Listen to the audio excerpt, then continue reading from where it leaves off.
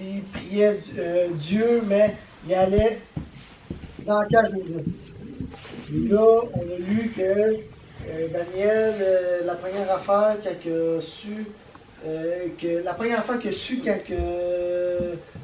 le décret, la loi faite par le roi, puis la première affaire qu'il a faite, c'est qu'il est allé chez lui, il a ouvert ses fenêtres à direction de la ville, il a prié 3 fois par jour comme il faisait avant, il n'avait rien changé. Et puis là, ils sont venus chercher. Puis on était pas mal rendu là.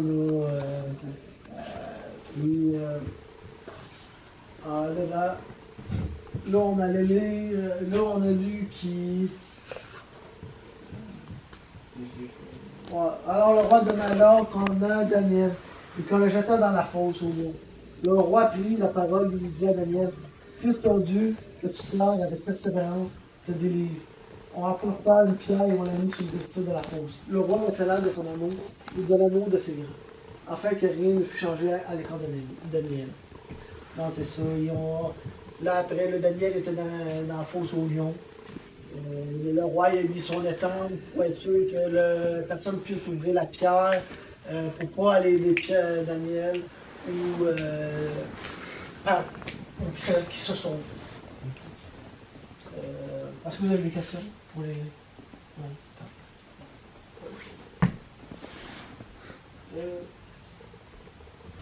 Y a-t-il quelqu'un qui veut lire Daniel 6, 18 à 19? Où j'ai lu? Ouais, je peux le lire. Ah oui. 18, hein? Lis 18, 19, s'il vous plaît. On apporta une grosse pierre et on la mit devant l'entrée de la fosse.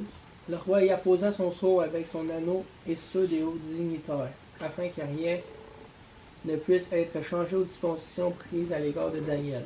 Après cela, le roi rentra dans son palais et passa la nuit sans manger et refusa tout divertissement, et il ne parvint à trouver le sommeil. C'est pas mal. Il n'arrivait pas à dormir. Là, parce qu'il se sentait mal, puis, parce qu'il pensait pas que. Justement, il pensait pas que Daniel allait désobéir à sa loi parce qu'il avait. Il était très. Daniel marchait très droit. Il marchait très droit devant lui. Puis il était toujours fidèle au roi, mais aussi à Dieu, premièrement.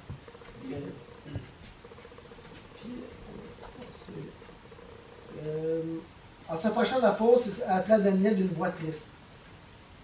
Le roi prit la parole et dit à Daniel: Daniel, serviteur du Dieu du vivant, ton Dieu que tu sers avec persévérance, as-tu pu délivrer des lions?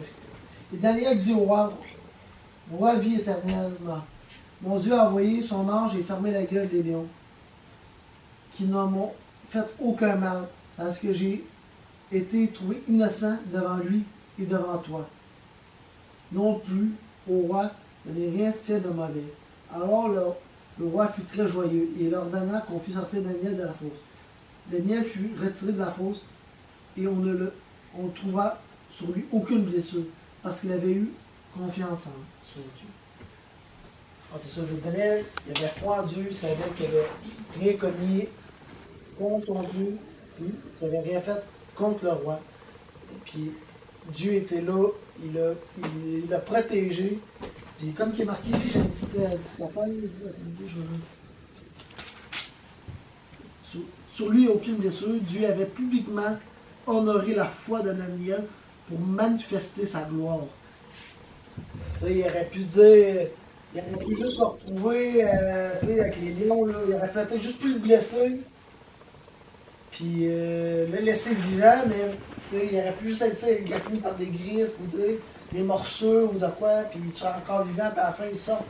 Mais même pas, il est sorti avec aucun, comme qu'il est rentré avec aucune égratignure. Ça, c'est pas n'importe qui, là, tu sais. Puis en plus, c'est des lions affamés, c'est pas des lions nourris vegan, là.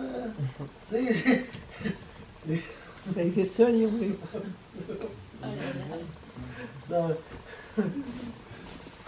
Puis, non, mais c'est ça, c'était des lions C'était pas des domestiques, là.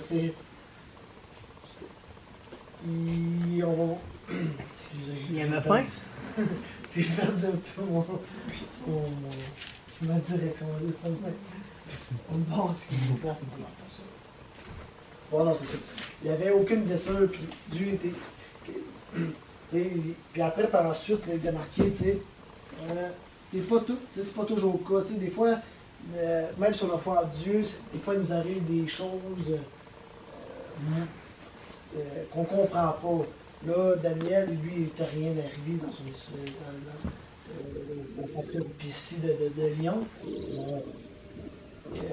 On a toujours des épreuves. Il ne faut pas oublier ça. C'est pas parce qu'on a foi en Dieu qu'on va vivre jusqu'à 100 ans avec aucun problème. Il ne faut pas oublier ça. On va avoir des difficultés, des épreuves. Mais Daniel, c'est un homme de prière. Puis, il y a de bonnes chances qu'il a sûrement prié dans la fosse aussi. L'histoire n'en parle pas, mais en tout cas, à mon avis, il aurait prié. Il n'en parle pas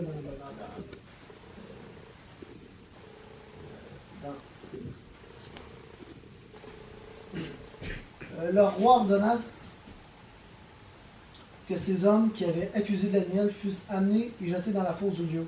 Et eux, et leurs enfants et leurs femmes, et avant qu'ils fussent parvenus au fond de la fosse, les lions se saisirent et brisèrent tous leurs os. Ah, c'est sûr, là, il y avait faim, là. Check ça n'a pas pris. Ils disent, dès qu'ils ont mis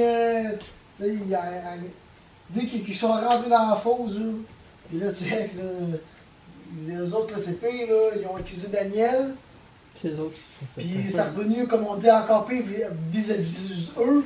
Parce que là, ça tue eux autres, leurs enfants, leurs femmes, en tout cas leur famille, tu sais. Là, tu vois ça, c'est quelque chose, là. C'est du monde, ça. Il y avait du steak là, là.